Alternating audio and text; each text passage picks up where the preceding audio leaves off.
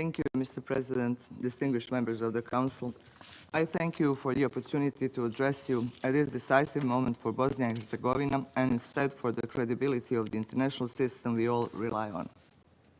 Although I currently chair the tripartite presidency of Bosnia and Herzegovina, I also speak to you today in my constitutional capacity as a sub-member of that presidency, elected by the citizens of Republika Srpska, one of the two constituent entities that comprise BiH, and that accounts for 49% of the territory of Bosnia and Herzegovina. The Dayton Agreement was not a perfect solution, but it was an act of courageous diplomacy that balanced three peoples and two entities in one state.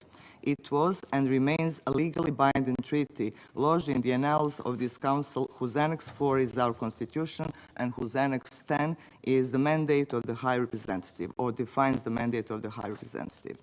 It created a decentralized consensus-based system precisely so that no single actor, domestic or foreign, could dominate the others. Yet today, that balance is being hollowed out by an unaccountable foreign intervention, either through the actions of various high representatives or foreign judges in the Constitutional Court of VIH. Allow me to begin where Dayton begins, with the rule of law. Annex 10 is clear when it's requiring that the High Representative shall be approved by the UN Security Council. This has never happened in Mr. Schmidt's case. He was selected by the self-appointed Peace Implementation Council, an informal assemblage with no charter basis, no treaty or legal authority, and no power to override this body. And he has acted based on the so-called bond powers that are not codified in any legally binding international instrument. Some claim that because the PIC informed the Council of its selection, confirmation became unnecessary. But if this Council's vote were unnecessary, Annex 10 would never have required it. Annex 10 is also clear about the mandate of the High Representative. The Dayton Agreement did not authorize the High Representative to legislate, to suspend constitutions, to criminalize elected officials and political parties, or rule by decree. Yet that is precisely what Mr. Christian Schmidt and some of his predecessors have done many times in the 30 years. Here lies the heart of a continual crisis in Bosnia, whose culmination we are witnessing today. Everything that flows from that irregularity, lack of UN Security Council confirmation, and unlawful impositions beyond the mandate set forth in Annex 10 is infected with the same defect. No legal system, domestic or international, can survive if the interpreters of the rules exempt themselves from the rules. Let me briefly mention only some of numerous edicts Mr. Schmidt unlawfully issued since arriving in Bosnia and Herzegovina.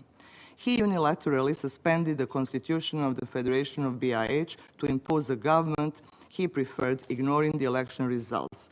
This has nothing to do with Republika Srpska and has nothing to do with Milorad Dodik, whom you mentioned here.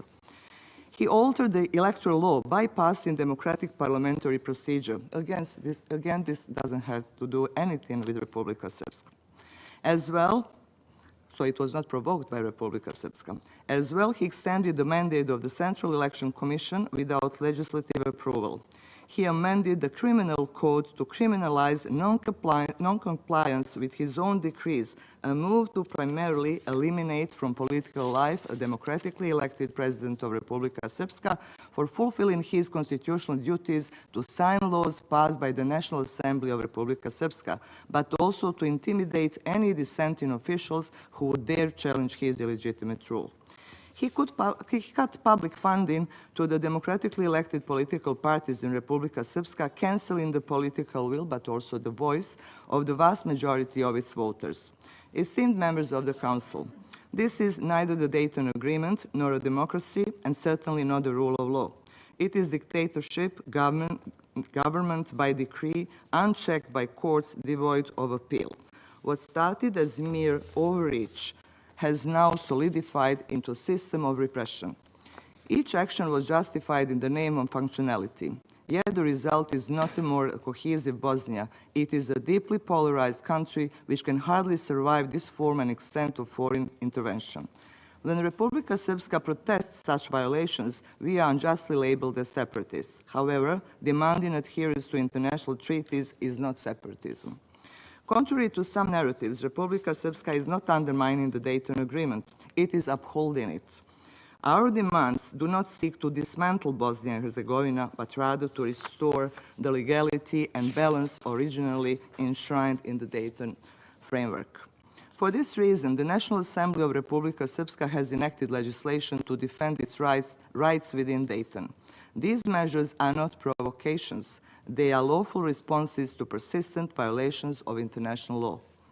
The ongoing crisis in neither of Republika Srpska's making nor its interest. It has been triggered by Mr. Schmidt and his most expansive and authoritarian use of power, burdening the country with a series of unlawful impositions.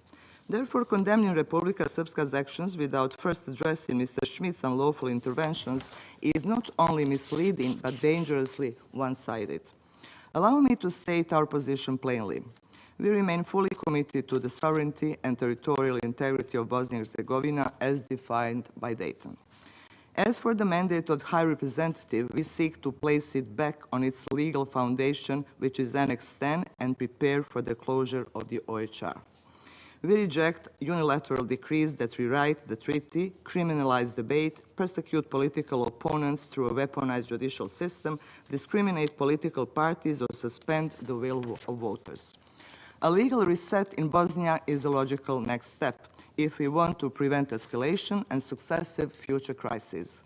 Therefore, I respectfully call on this Council to take some immediate steps. Schedule a formal vote on Mr. Schmidt's confirmation. If he cannot pass the vote, let us find a candidate who can and who will be appointed in accordance with Annex 10 of the Dayton Agreement. Number 2, establish an independent legal review under Security Council's auspices of the conformity of the so-called bond powers with Annex 10 and the UN Charter. 3, encourage all BIH stakeholders to engage in a dialogue aimed at preventing further crises and revitalizing functional governance.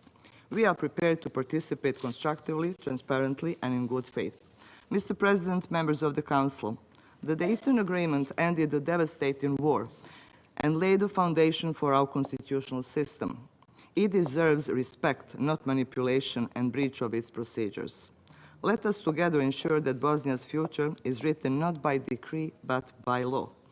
On a separate but critical note, because I know that some of you had some objections about my appearance here, I want to clarify one issue. As a member of the presidency of Bosnia and Herzegovina, I have been forced to engage directly with your missions due to obstruction by the BIH Ministry of Foreign Affairs. This ministry selectively restricts my diplomatic correspondence while granting unrestricted access to my Bosnian colleague. This bias extends even to Bosnia's permanent mission to the United Nations. Such actions demonstrate the reality of the state we are being asked to accept. A system where power is centralized, constitutional rights are disregarded, and even the fundamental ability to communicate is manipulated for political ends. I thank you for your attention and remain at your disposal for any further questions.